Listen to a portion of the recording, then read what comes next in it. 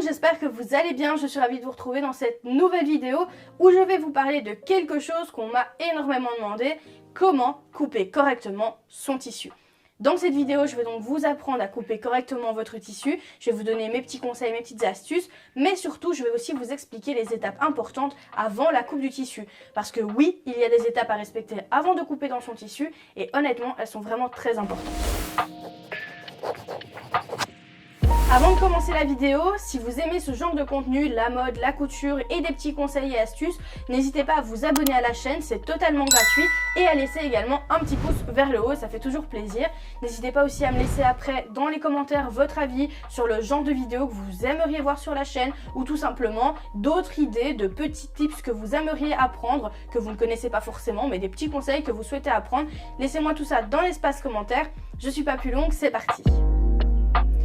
Alors tout d'abord, le premier conseil que je vais vous donner pour couper dans votre tissu, c'est que avant de couper dans le tissu, il va falloir décatir votre tissu.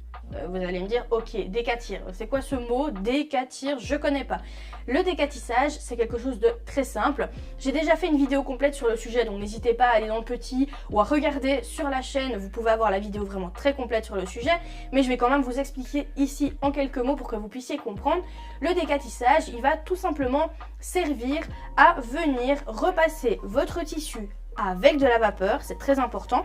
Donc vous allez mettre votre tissu comme ceci, endroit contre endroit, hop, lisière contre lisière, on en reviendra après au mot de lisière, comme ça vous verrez, je vous expliquerai un peu qu'est-ce que la laise, la lisière, etc.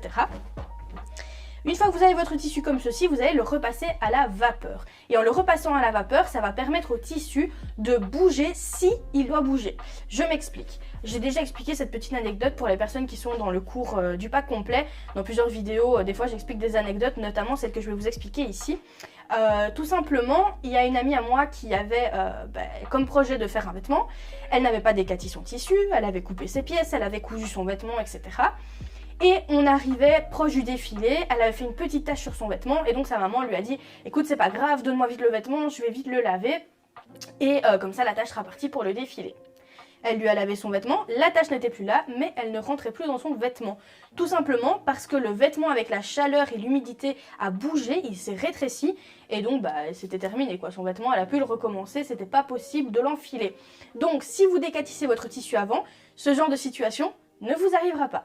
Et je peux vous dire que c'est une situation qui clairement vous n'avez pas envie que ça vous arrive, parce que quand on voit des fois le prix de certains tissus, faire le vêtement et puis après qu'on puisse plus rentrer dedans, ça fait très mal au cœur et ça fait très mal au portefeuille également. Donc ça c'est vraiment quelque chose d'important, le décatissage, ne jamais passer outre cette étape. Deuxième chose importante à savoir, c'est de connaître votre tissu. Donc c'est-à-dire, quand je dis connaître votre tissu, c'est déjà oui, de connaître bien sûr la matière du tissu, mais surtout de savoir qu'est-ce que la lisière, qu'est-ce que la laise et qu'est-ce que le billet. Alors la laise, c'est quoi? La laise, ça va être tout simplement la largeur de votre tissu. En l'occurrence ici, mon tissu il est plié endroit contre endroit, donc si je l'ouvre entièrement, je vais avoir une laise normalement qui dépasse les 1,40 m. On va mesurer ça ensemble.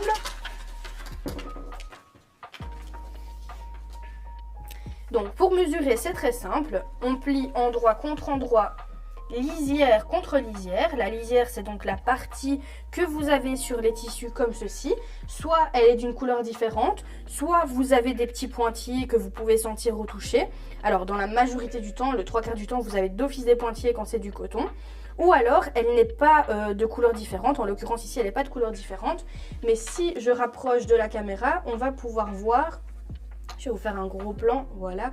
On va pouvoir voir, vous voyez ici qu'elle est un peu plus structurée que le tissu normal. Donc on peut reconnaître la lisière également de cette manière-là. Donc on se met lisière contre lisière, c'est très important de faire ça.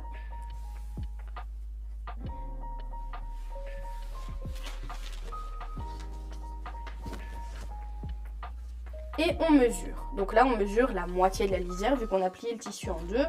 Et on a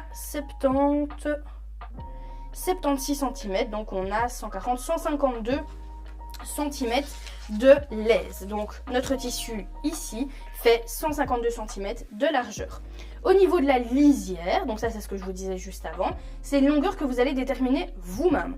Donc si vous achetez 50 cm de tissu, votre lisière fera 50 cm. Si vous achetez 1 mètre, elle mesurera 1 mètre. Vous avez un autre point dans le tissu, c'est le billet. Qu'est-ce que le billet?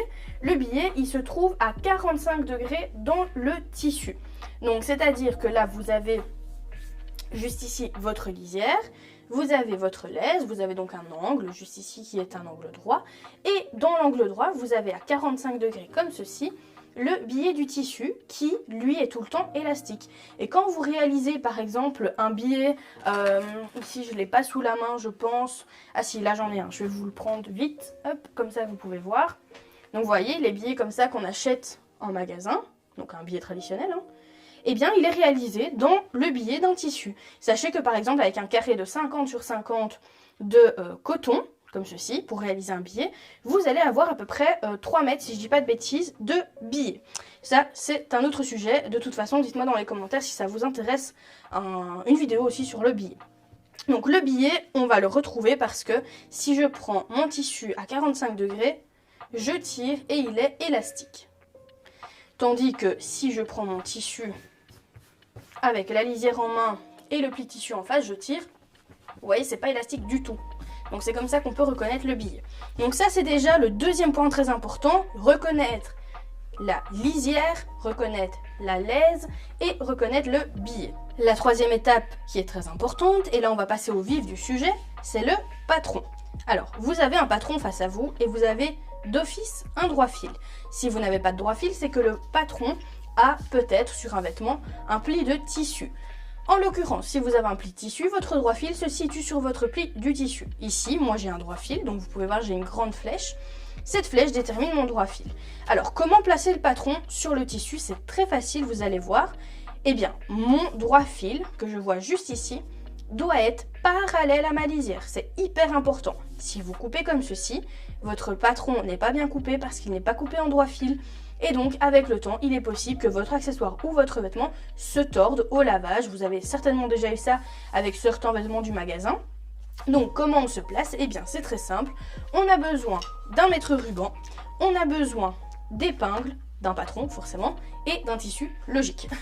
Donc, pour savoir si on est bien mis en droit fil, donc moi je vais me mettre comme ça, volontairement. Visuellement, je vois que je ne suis pas en droit fil, mais c'est pour vous expliquer.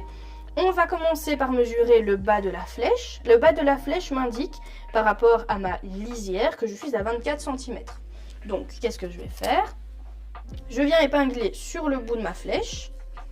Hop, comme ceci, comme ça, je la maintiens en place. Ensuite, je vais mesurer le haut de ma flèche. Il faut que je sois également à 24 cm si je veux être parallèle. On est d'accord? Dites-moi dans les commentaires si vous n'êtes pas d'accord. Hein, mais en principe, si vous suivez bien la vidéo jusque maintenant, vous êtes d'accord. Ici, on constate que je suis à 26 cm. J'ai donc 2 cm de décalage par rapport au bas du patron. Ce qui est mauvais. Pour être parallèle, il faut absolument avoir 24. Je positionne mon mètre ruban sur 24 au niveau de ma lisière. Pardon, je perds ma voix mais j'ai été un petit peu malade. Et ensuite, je bouge mon patron. Donc je fais pivoter mon patron jusqu'à ce que hop, le droit fil arrive au bon endroit par rapport à mes 24 cm.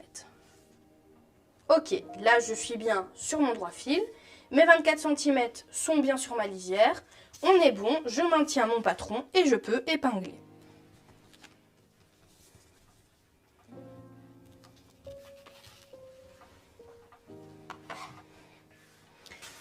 Voilà, vous allez me dire, et quoi c'est tout? On fait juste ça pour placer le patron en droit fil? Bah oui, il y a juste ça à faire. Voilà, juste bien mesurer le droit fil, il doit être parallèle à votre lisière. C'est aussi simple que ça.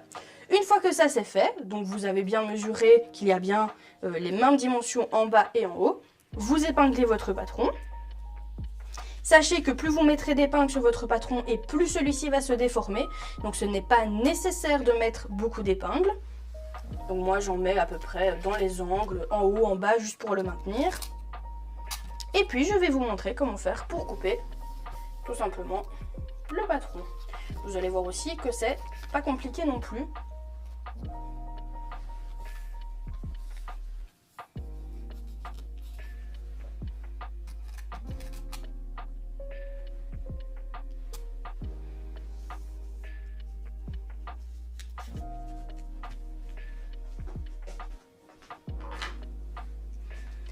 Très important également, une bonne paire de ciseaux. Que ce soit une paire de ciseaux qui soit d'entrée de gamme ou une paire de ciseaux Kai comme celle-ci qui sont des ciseaux japonais, peu importe. C'est de toute façon toutes les deux des paires de ciseaux tissu. C'est vraiment très important d'utiliser une paire de ciseaux tissu. La raison est simple, elles vont couper bien plus facilement le tissu qu'une paire de ciseaux papier qui ne sont absolument pas faites pour. Eh bien, on va pouvoir le remarquer tout simplement. Je vais vous montrer ça de plus près au niveau des lames du ciseau. Donc là, on peut voir que les lames sont vraiment faites pour le tissu. Elles sont bien affûtées. Ici, on voit que c'est vraiment juste pour le papier.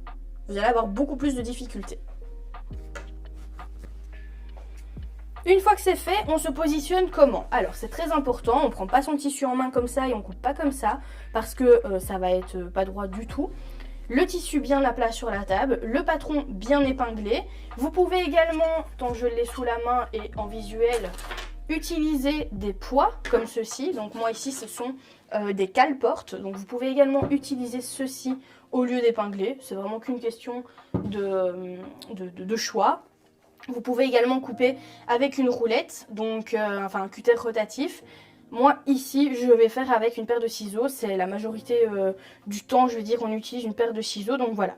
Donc on prend la paire de ciseaux, on se positionne bien sur la paire de ciseaux, jusque là c'est pas compliqué. Et on pose notre paire de ciseaux comme ceci.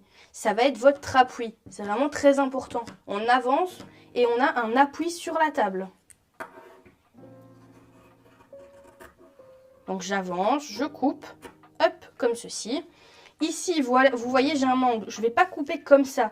La raison, elle est simple, c'est que si je coupe comme ça, je vais tordre mon tissu, ça va être une galère, etc. Donc, je recoupe ici. Et regardez ce que je fais, je maintiens ce que j'ai déjà coupé. Comme ça, au moins, ça va rigidifier mon tissu et ça va m'aider pour la suite de la coupe. Une fois que c'est fait, par exemple pour l'angle que je viens de vous montrer, je retourne et je viens couper tout doucement. Et vous pouvez le constater, j'ai toujours appuyé sur la table. Je ne suis jamais comme ça, ni en l'air, toujours un appui sur la table.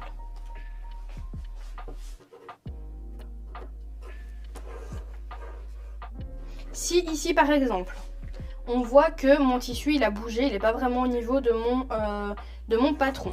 Je me mets bien avec ma main gauche, si vous êtes droitier, bien sûr vous inversez si vous êtes gaucher.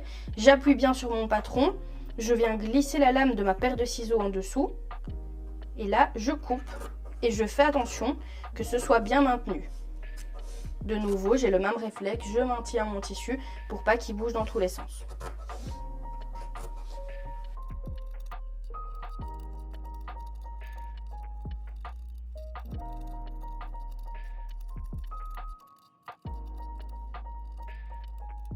Et voilà, on a donc coupé notre patron en droit fil, en respectant bien les indications du patron.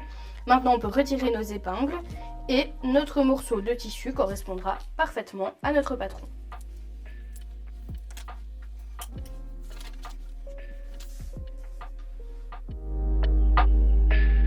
Nous voilà donc à la fin de cette vidéo. J'espère que mes petits conseils que je vous ai donnés en vidéo du coup vous ont aidé. N'hésitez pas dans les commentaires à indiquer peut-être ce que vous mettez en place pour couper correctement votre tissu. Ça peut aider d'autres personnes qui vont lire les commentaires et moi au moins ça me donnera également d'autres petits tips à pouvoir partager également dans la communauté Enjoy Couture sur Facebook ou encore même dans le cours Enjoy Couture. D'ailleurs n'hésitez pas à aller voir dans la description, vous avez également les liens des cours que je propose. Je sais que parfois on me les demande en commentaire, donc j'en parle pas trop souvent en vidéo, mais voilà, on me les pose en commentaire, donc tant que j'en parle, n'hésitez pas à aller voir. Toutes les informations sont dans la description, vous avez les liens directement avec le programme de cours et si vous avez des questions, vous pouvez revenir vers moi de toute façon et je répondrai à toutes vos questions. Encore une fois, si cette vidéo vous a plu, n'hésitez pas à laisser un pouce vers le haut, ça fait toujours plaisir. Et encore une fois, à vous abonner si ce n'est pas fait, c'est totalement gratuit. Moi, je vous fais plein de gros bisous et je suis très impatiente de vous retrouver dans les prochaines vidéos, tutos et conseils que je peux vous partager. A bientôt, prenez soin de vous.